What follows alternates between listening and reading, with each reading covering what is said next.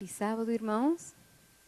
É com muita alegria que eu estou retornando aqui a casa. E muitos rostos novos, muitas pessoas que eu não conheço, mas algumas pessoas que me trazem as mais lindas lembranças. Eu confesso para vocês que o trabalho que fiz nesta igreja, eu guardo como um tesouro. Um tesouro, eu guardo cada momento, cada semana de oração. E quero agradecer de forma muito especial a Eleni e Vika pelo convite, sim. Nós temos um costume muito ruim, né? A gente sempre lembra das coisas erradas que as pessoas fazem, né? Mas eu quero falar hoje para Eleni e para o Vika. Este casal, gente, tem sido, na verdade, cristãos assim por excelência. Se você tivesse que me falar, me procura um casal para representar o amor de Deus, o carinho, o cuidado, a abnegação, eu posso mencionar este casal. Devo muito para Eleni. Eleni sabe, um dia no céu vai saber o quanto ela representou para a minha vida. E agradeço pelo convite hoje de estar aqui. Quero agradecer ao Marcelo, que nos está acompanhando. Marcelo, quem acaba de cantar. O Marcelo é de Riacho Grande e ele usa essa voz que o Senhor lhe ha dado, lhe ha concedido para louvar e engrandecer o nome de Jesus. Então, obrigado, Marcelo, por ter nos acompanhado hoje aqui. Eu não sei como você entrou hoje aqui nesta igreja. A visão das pessoas que convivem na igreja é uma e a visão de nós profissionais é outra. Sim? A gente lida todos os dias com dificuldades das mais diversas. Então, o olhar nosso é bem diferente. Não é que a gente esteja analisando, examinando vocês, nada disso, mas nós conseguimos perceber algumas coisas que não são faladas, não são ditas. E eu queria te falar hoje, você que veio aqui. Eu não conheço todo mundo, acredito que tem pessoas nos visitando. Gostaria de saber se temos visitas não adventistas em nosso meio hoje. Tem alguma pessoa não adventista aqui? Está assinando. Seja bem-vinda, é a primeira vez? Já vem outras vezes, seja bem-vinda, sinta-se abraçada pelo amor de Deus e por estas lindas pessoas aqui. Sim? Temos mais alguém não adventista? Bem. Pessoas que são de outra igreja, que nos estão visitando, sejam bem-vindas, sintam-se amadas. Eu não sou aqui desta igreja, mas eu sou sim da Igreja de Cristo. Sim? E para mim não existe local específico. Onde eu vou, encontro meus irmãos.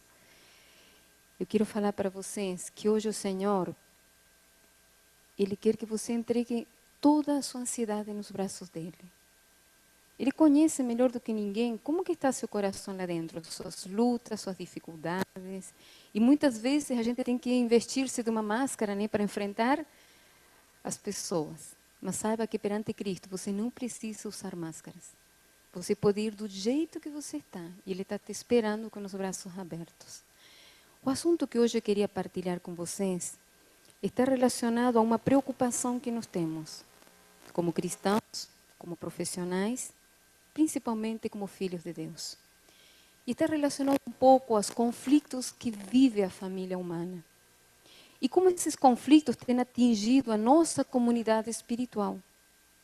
E quais são as ferramentas que o Senhor Deus nos tem dado para a gente poder vencer, para a gente encontrar forças, para a gente se fortalecer.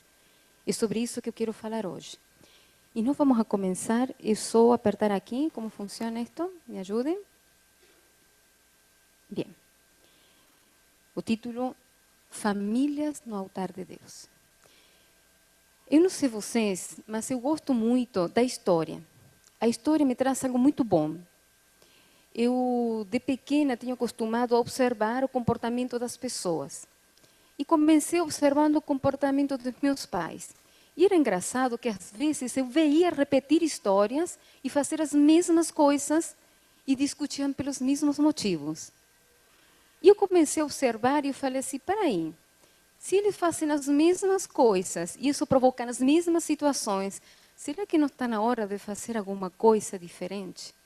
Será que não está na hora de mudar? E de pequena comecei a fazer algumas tentativas de mudança para que as coisas, os resultados fossem diferentes. Fui crescendo, me interessei muito pelo comportamento humano. Com 12 anos comecei a fazer minhas primeiras pesquisas sobre por que os casais se separavam.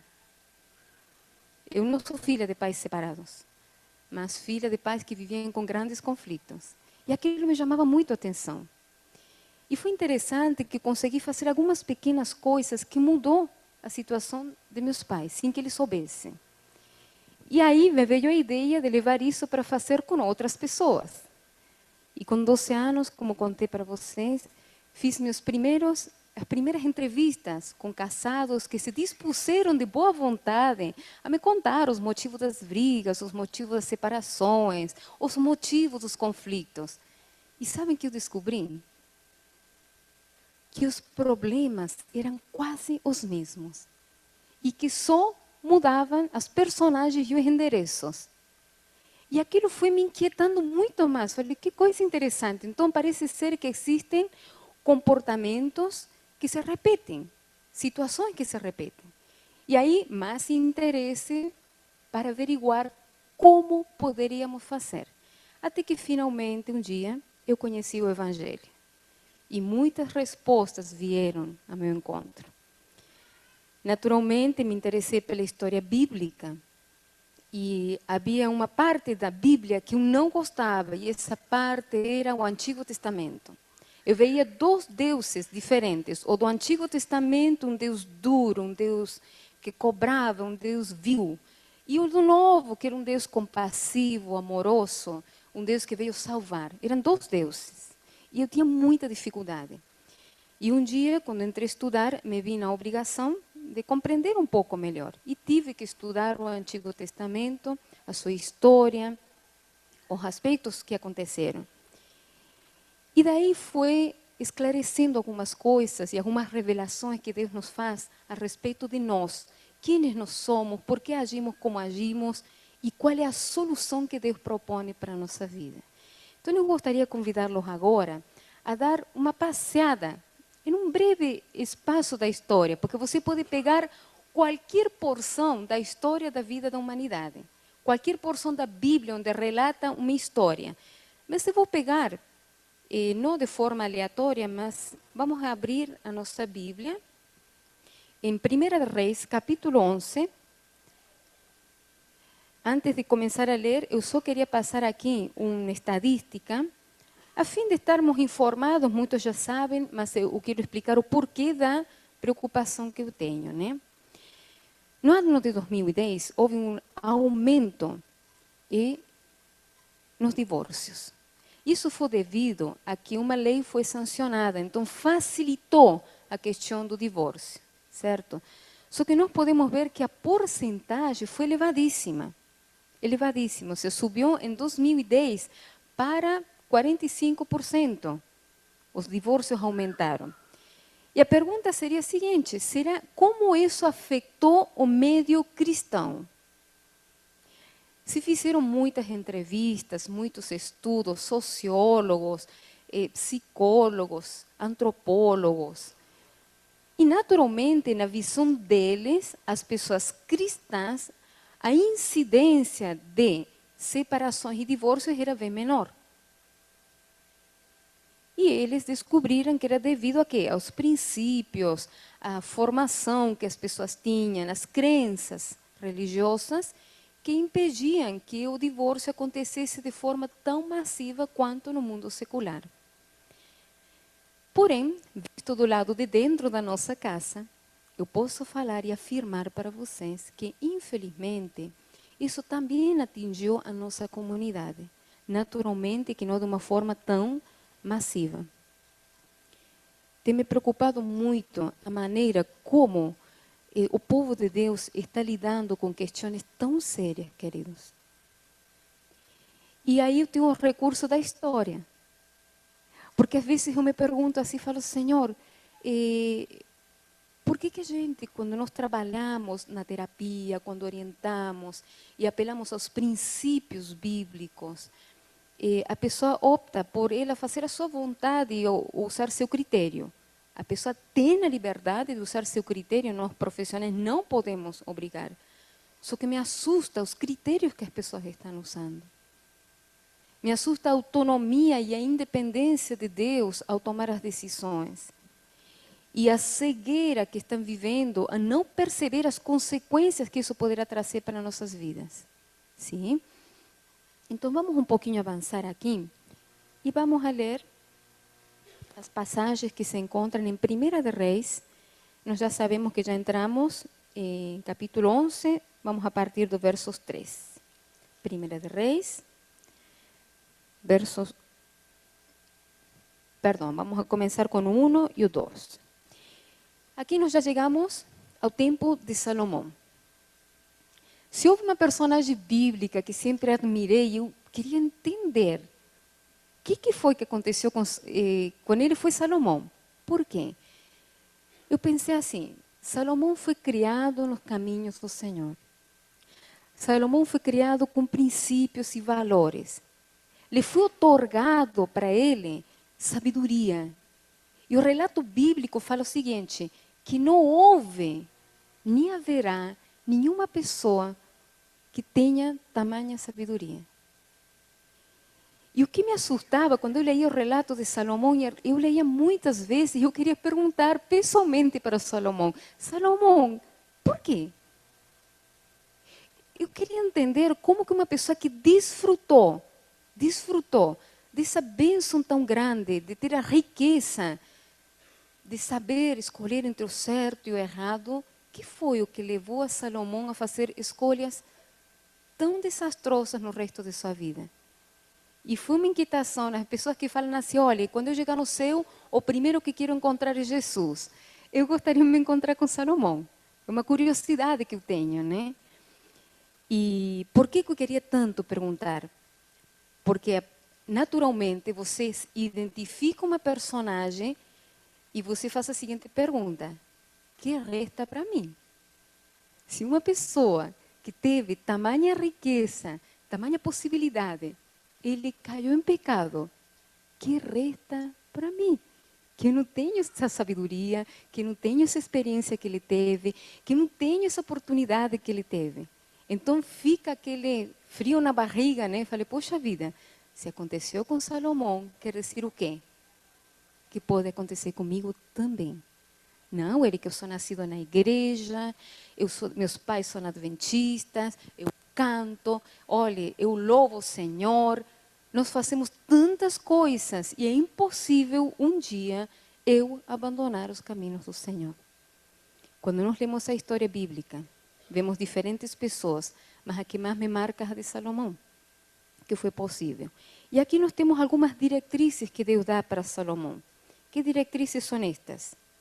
É quando o Senhor, em capítulo 11, verso 1, ele fala assim, ora, além da filha do faraó, amou Salomão muitas mulheres estrangeiras, moabitas, amonitas, edomitas, sidonitas e eteias. Verso 2, mulheres das nações que havia o Senhor dito de Israel, não caseis com elas, nem casem elas convosco, pois vos pervertirão o coração para seguirdes a seus deuses. Sim? Vamos a lembrar um pouquinho antes de chegar a Salomão, de que o povo sempre estava dirigindo o seu povo, orientando. E ele dava especificamente, ele falava assim, filho, não faça isto, por quê? Porque eles vão perverter o seu coração. Sim? Vamos a lembrar que Salomão já tinha conhecimento disso. Continua no próximo verso, nós vamos ver agora. O que acontece com o que Salomão tinha feito? Salomão se apostatou. E agora vem a desobediência que fica, ou seja, a marca que fica. Vamos a procurar agora. Reis, aqui eu coloquei errado, mediante um pouquinho. Aqui está. Consequências da desobediência. Vamos a ver no capítulo 11, 3 e 4. 11, 3 e 4. O que o registro bíblico nos diz a continuação? Eu pulei aqui. Ele fala assim, tinha 700 mulheres, princesas, concubinas, e suas mulheres lhe perverteram o coração. O que vemos aí? O cumprimento. Deus falou assim, olha, não se juntem a elas. Ele se juntou e a consequência daquilo que Deus tinha falado está confirmada. elas lhe perverteram o coração. E continua no verso 4 falando o seguinte: sendo já velho, suas mulheres lhe perverteram o coração para seguir a outros deuses. E o seu coração não era de todo fiel para com o Senhor, seu Deus, como fora Davi, seu pai. Olha que triste a situação aonde foi chegando. É interessante porque algumas pessoas subestimamos o mal. E nunca imaginamos como é que vem a queda. E costumo falar, queridos, que a queda, ela é tão sutil e dá pequenos sinais, mas a gente não vai dando conta dessas pequenas coisas que vão entrando na nossa vida, pequenas atitudes, pequenas desobediências. E quando a gente se deu conta, já é tarde demais, a gente está longe e distante demais. Eu coloco no caso, por exemplo, da infidelidade.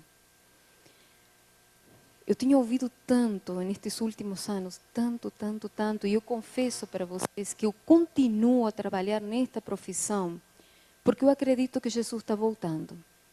Porque eu acredito que o poder de Deus é capaz de iluminar essas mentes e reverter a situação. Não fosse por isso, eu já não trabalharia mais.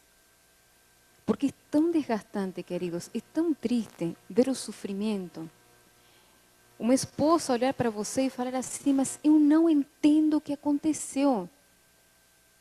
O meu marido era ancião de igreja, meu marido cantava, os meus filhos tocavam na igreja, sabe? Ele ficava feliz todos os dias. Eu não me dou conta em que eu queria encontrar, Érica, um momento, um instante preciso em que isso aconteceu.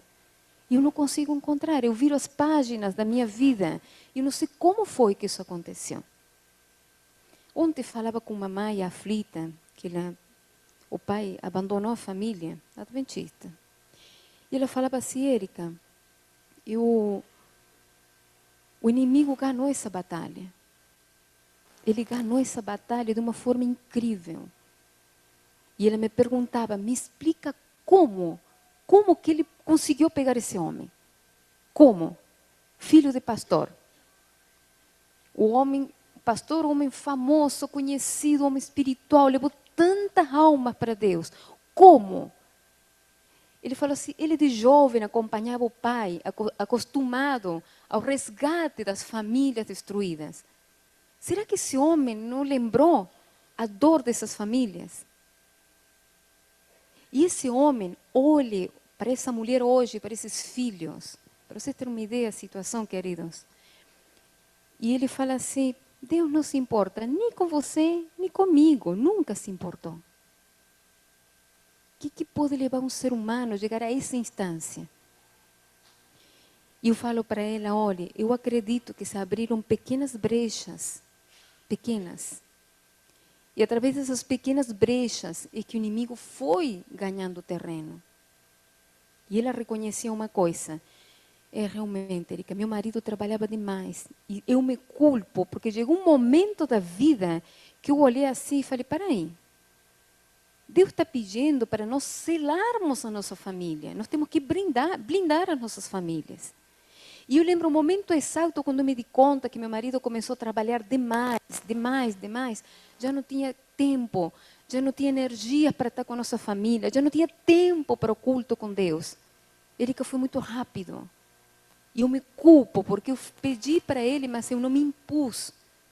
Eu deveria ter feito alguma coisa. Quando me di conta, já foi tarde demais.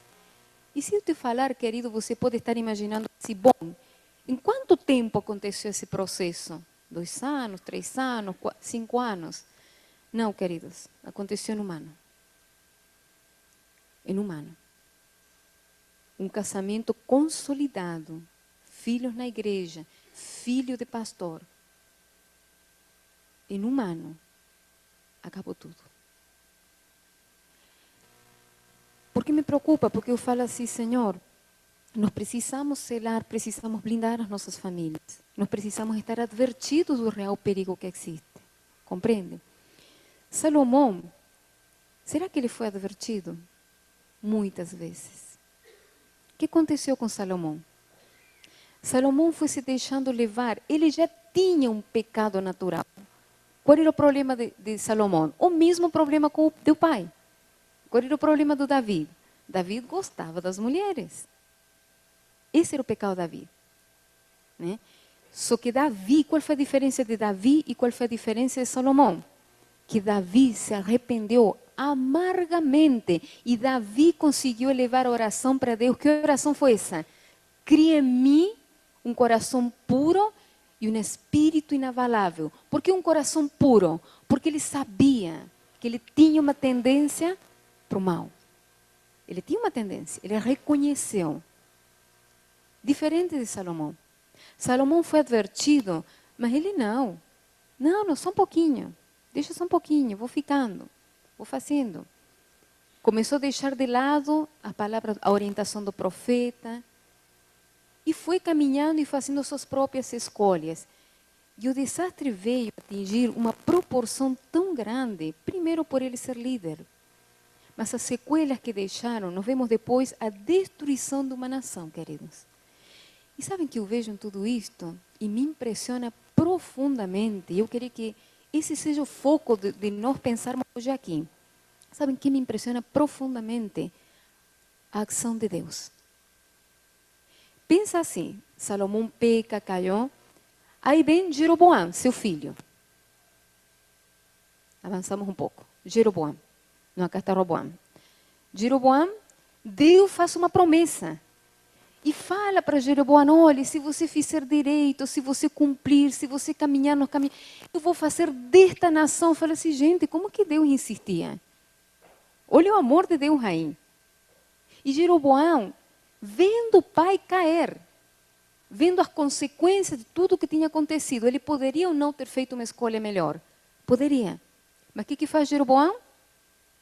Ele escolhe pecar. Ele escolhe pecar. Sim? Não fica por aí. Agora temos Roboão. Em 1 de Reis, nós vamos ver a história um pouquinho de Roboão. Sim? O que faz Roboão?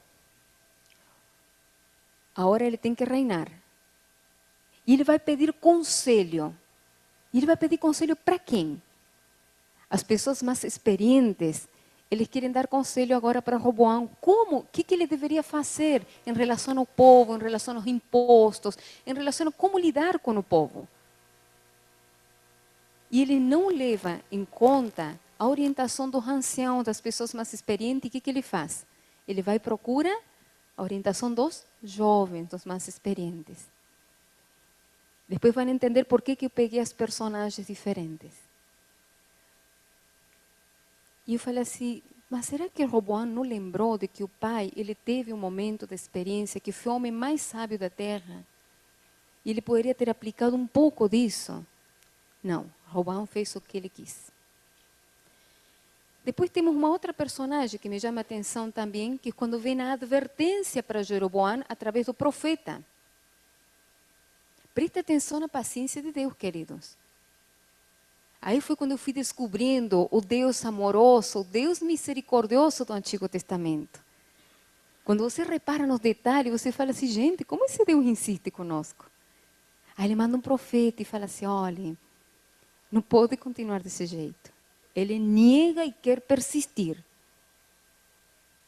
Mesmo assim, acontece a ação de Deus, ele se dá conta, vai e pede para o profeta considera ele, sim? E como prossegue a história?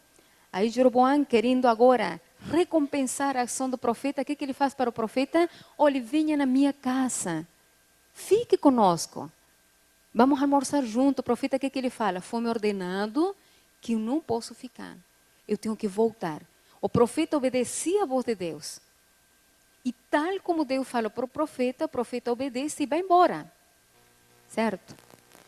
Aí aparece um outro profeta. Continua a história. E essa ação do outro profeta, o que ele fala? Ele fala o seguinte. Vamos a ver o relato aqui, para quem não se lembra da história, vamos acompanhar. Está no capítulo 13. E vamos a ir para o 7, que é o primeiro, quando diz assim, o rei. Diz o rei ao homem de Deus, vem comigo a casa e fortalece-te, e eu te recompensarei. 14:7. E aí, quando o homem de Deus, o profeta, não, disse, ainda que me desses metade de tua casa, não iria contigo, nem comeria pão, nem beberia água neste lugar. E explica a razão, porque o Senhor falou que eu não deveria ficar aqui, certo? Aí prossegue a história e nós vamos a pular agora para verso 13. Vamos a ver aqui o último 13, 11. 13, 11. E aí vem a falar de um outro profeta que morava em Betel, não menciona o nome. E fala que este profeta toma conhecimento do que o profeta tinha feito, o profeta de Deus. Olha, Jeroboão convidou, ele não aceitou e ele foi embora. Então esse profeta aqui, ele toma a iniciativa de fazer o quê? Eu vou convidar o profeta para que venha na minha casa. E vai ao encontro do profeta. E o que acontece nesse encontro? Ele fala assim, olha, eu te convido, venha na minha casa. O profeta de Deus fala o quê? Eu não irei. Porque o Senhor, meu Deus, falou. Qual é o recurso que usa o profeta? Outro. Mas o profeta, o Deus falou para mim que você pode vir. Finalmente o profeta que faz? Ele vai para a casa do profeta. Eu peguei a história destes 4 homens. Aqui está. 13, 16, 17. Eles enganados finalmente. E eu pego aqui esta porção da história, já para irmos terminando a nossa consideração de hoje. Salomão obedeceu no início, logo se desviou do caminho. Felizmente sabemos que no finalzinho lá, ele decide voltar para Deus, mas ele tinha perdido grande parte de sua vida. Jeroboão recebe a profecia e a promessa, decide desobedecer. Depois temos Roboão, herdou o trono, não quis ouvir o conselho, seguiu seus próprios caminhos. E temos um profeta, que é interessante o comportamento dele. Quis obedecer no início, mas se deixou enganar. Eu vou pegar só este pedacinho para concluirmos aqui. O que demonstra isto, queridos? Que existem características constantes do ser humano. Se eu peguei só uma porção da história. Nós podemos pegar a história do povo de Deus saindo do Egito, entrando em Canaã, e mais para frente, um pouquinho mais para trás. Mas qualquer porção da história que nós pegarmos e analisarmos o contexto, nós nos vamos a deparar com características constantes do ser humano. Como somos nós? Que características são essas? Primeira, querido, esquecimento. Eu pergunto para vocês, será que Salomão, Roboão, Jeroboão, o profeta, se ele tivesse um pouco de memória, de lembrar, primeiro, das bênçãos, das maravilhas que Deus tinha feito por eles teriam optado por pecar desse jeito?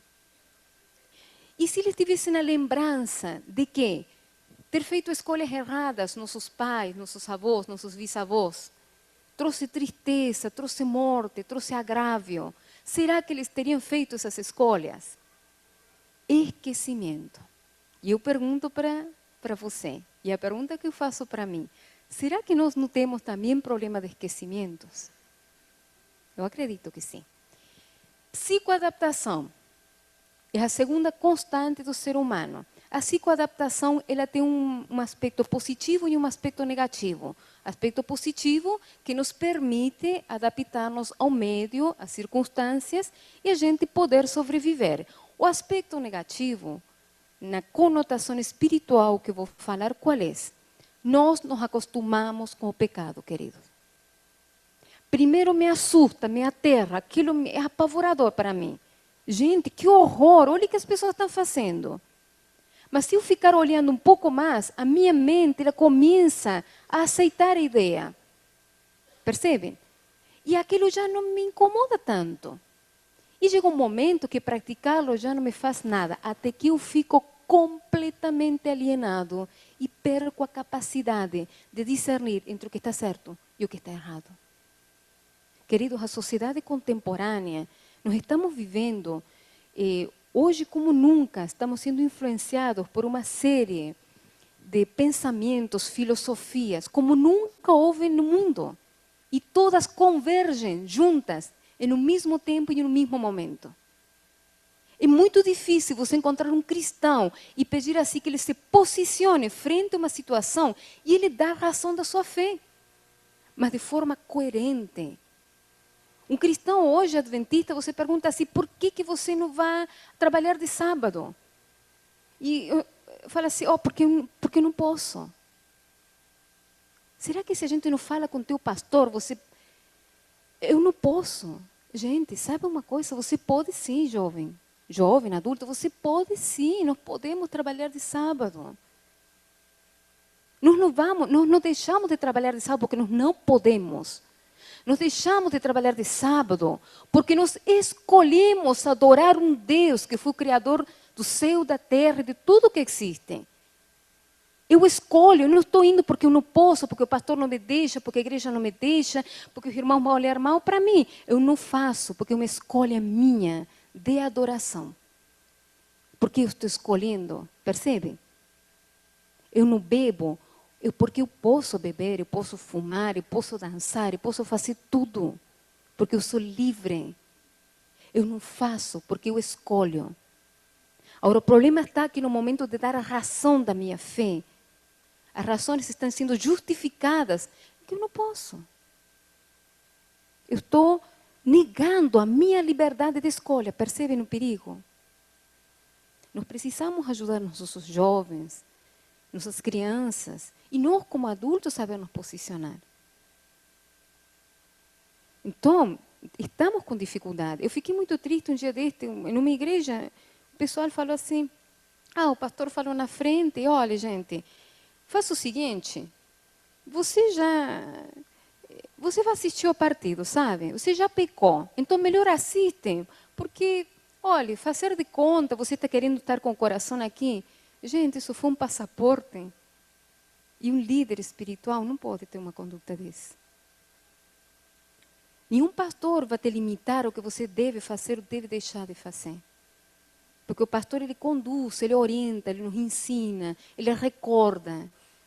Mas, qual é a postura que estamos tendo? Como família, como povo de Deus, percebem? Isso me preocupa muito. O ano passado, nós atendimos com Estevam 4 casais de uma mesma igreja, e eu confesso que fiquei muito preocupada. E as pessoas chegaram da seguinte maneira para nós, olha, eu estou aqui, na verdade eu vim, nem sei por que eu vim, mas eu estou aqui para ouvir uma opinião a mais, porque a minha decisão está tomada. Eu sou cristão adventista, casado com uma cristã adventista, e eu decidi separar. Por uma razão, por incompatibilidade de gênero. E o pastor reforçou a minha decisão, e ele chegou e falou assim para mim, olha, falou com a esposa, filha, você não é a mulher idônea para esse homem. Vai e siga a sua vida. Gente, um pastor. Por favor, me entenda, nada contra pastores, nada disso. Senão que eu pergunto, o problema não está com o pastor. O problema está com o membro, que não tem a compreensão de quem decide pela minha vida sou eu e Deus. Compreendem? O que a gente vai fazer o dia que um pastor enfraquecido, debilitado, com dificuldade, suba no púlpito? O que a gente vai fazer? Percebe? Eu tive que entrar em contato com o pastor. Por quê? Porque eram 4 famílias orientadas da mesma forma. E a orientação do pastor foi a seguinte, falou assim, olha, queridos, orientou assim, a Bíblia, você tem que aprender a contextualizar. Que é isso? Olha, tem coisas que eram no passado, para um momento, para uma época. Hoje é diferente. Queridos, a palavra de Deus é a mesma de ontem, de hoje e para sempre. Quando Deus falou que Deus uniu, que o homem não desuna, é a palavra de Deus. E não há implícito um castigo nisso. Entendam isso, queridos. Sabe que é implícito? Uma solução. Quando Deus fala isso, é porque Ele tem solução. Se eu estou falando por desventura, para alguém que passou por essa triste experiência da separação, entenda uma coisa, o Senhor é misericordioso. É o mesmo Senhor, sabe? O mesmo Senhor que falou para Jeroboam, para Roboam, para Salomão, para Davi. É o mesmo Deus. Só que nós não podemos manipular, nós não podemos, sabe, acomodar as coisas para nós.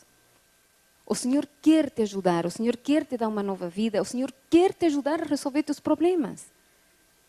Mas nós precisamos obedecer para que Ele possa operar um milagre na nossa vida. Perdão. Uma vez psicoadaptados, é inevitável a desobediência, queridos. É inevitável. E eu me incluo, tá? Eu passei experiências com Deus que eu falei assim, gente, eu nunca imaginei. De eu falar abertamente para Deus, eu não sou adventista de verso, mas eu me deparei com situações e falei assim, Senhor, eu não quero fazer isso. Eu sei que tenho que fazer, eu sei que tenho que perdoar, eu sei que tenho que amar, mas eu não quero. E Deus não vai mandar um raio e vai me quebrar, nada disso. Só que estou abertamente, sabe? Me opondo ao governo de Deus. Então Deus não pode operar o que Ele quer fazer na nossa vida. A verdadeira adoração, queridos, consiste em quê? Nós temos uma luta, entenda assim, da nossa natureza carnal com a vontade de Deus, que Ele quer iluminar e resgatar a nossa vida. A minha vontade, a natureza, entenda uma coisa, não é obedecer aos pais. Você que é jovem, você que é criança, não é, entenda isso. Nós temos um antagonismo. Por nossas próprias forças, nós não vamos obedecer a nossos pais e, naturalmente, não vamos obedecer a Deus. No namoro, nós queremos levar um namoro com o nosso modelo, de nosso jeito. Mas entenda uma coisa, o Senhor quer te abençoar. Se aqui tem pessoas solteiras, pessoas que por alguma circunstância ficaram sozinhas, eu quero te animar a você confiar que o Senhor Deus tem planos maravilhosos para a sua vida. Deus não vai te deixar. Deus não vai por estadística, sabe? A igreja adventista tem mais homens que mulheres. Não, não, para Deus nada é impossível. Se Deus precisar buscar uma pessoa especial para você, Ele vai procurar essa pessoa especial. Ele não vai te deixar. Então não entre nessa onda, ai meu Deus, eu tenho que pegar o que vem, o que vai. Não. Eu tenho que procurar lá fora. Acredite. Essa foi a minha experiência. E essa experiência minha foi sustentada, alicerçada por pessoas que oraram por mim. E uma dessas pessoas foi Eleni, que eu agradeço muito. Porque eu me sentia tentada nisso. Eu vou procurar fora, eu vou fazer fora. E eu falei, Senhor, eu fico aqui esperando o quê? Então confie no Senhor, você jovem. Creia que Deus vai preparar o melhor para vocês. Para os pais, ajudem seus filhos a crer de que Deus não abandona as suas criaturas e que Ele vai conduzir até o fim e Ele vai prover tudo o que nós precisamos. Para os pais que têm crianças pequenas, comecem a orar desde já, porque Deus vai preparar para cada filho e para cada filha segundo as suas necessidades. Que falarmos em relação à criação dos filhos, querido? No casamento, os tratamentos que nós temos, acompanhamentos, reina o que eu quero. Quando a gente aborda a questão do perdão, as pessoas não querem perdoar. Escolhem não perdoar. E eu falo, mas você é cristão? Eu não quero. Abertamente, não quero. Eu decidi, não quero perdoar. Que falarmos em relação à criação dos filhos, queridos? A igreja adventista é riquíssima em materiais, palestras. Temos a escola adventista. Gente, nós não temos desculpa. Eu vejo como as pessoas do mundo secular se encantam. Elas se encantam com a riqueza que nós temos. Mas, muitas vezes, nós desprezamos isso que temos. E queremos fazer como? Como o mundo faz. O sonho de todo adventista, de todo pai adventista, sabe qual é? Na média, é levar seu filho a Disney. E pais que chegam para nós e falam, olha, eu estou frustrada este ano, eu queria que meu filho fosse para Disney. E eu vou falar, queridos, me desculpe, me responda uma pergunta. O que a Disney tem a ver com os modelos do cristianismo? O que a Disney tem a ver com o preparo de um povo especial para iluminar o mundo? O que a Disney tem a ver, querido? Quais são os modelos que a Disney coloca para nossas crianças, para nossas meninas, para nossos meninos? Sabem qual é o nosso problema, queridos? É que nós queremos os céus. Acredito que todos que estamos aqui porque queremos ir para os céus. Mas estamos com o pé na terra e nós queremos desfrutar de coisas da terra. E não está errado desfrutar das coisas da terra, entenda isso. Desde que elas não contrariem nossos princípios, nossos valores. Desde que elas não abram brechas, não abram caminhos, compreendam. Para nosso crescimento espiritual, nós temos que ser um povo diferente. Já terminando, concluindo, podemos falar de que isso reflete nos relacionamentos na igreja. Querido, é muito difícil você falar do amor de Deus se você está em conflito com teu irmão aqui na igreja.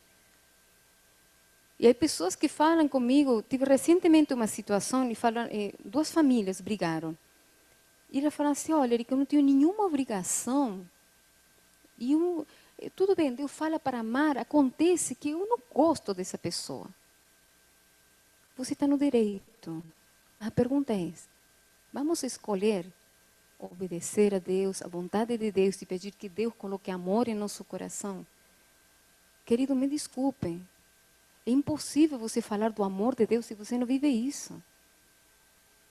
E eu falo porque tenho minha irmã, nós somos terapeutas as duas, e você não tem ideia a luta que era fazer uma semana de oração quando sexta-feira a gente tinha brigado.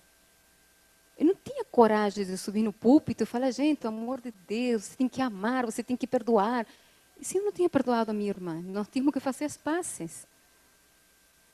Ah, eu não posso ficar bravo, você pode ficar bravo, sim. Mas qual é a minha escolha?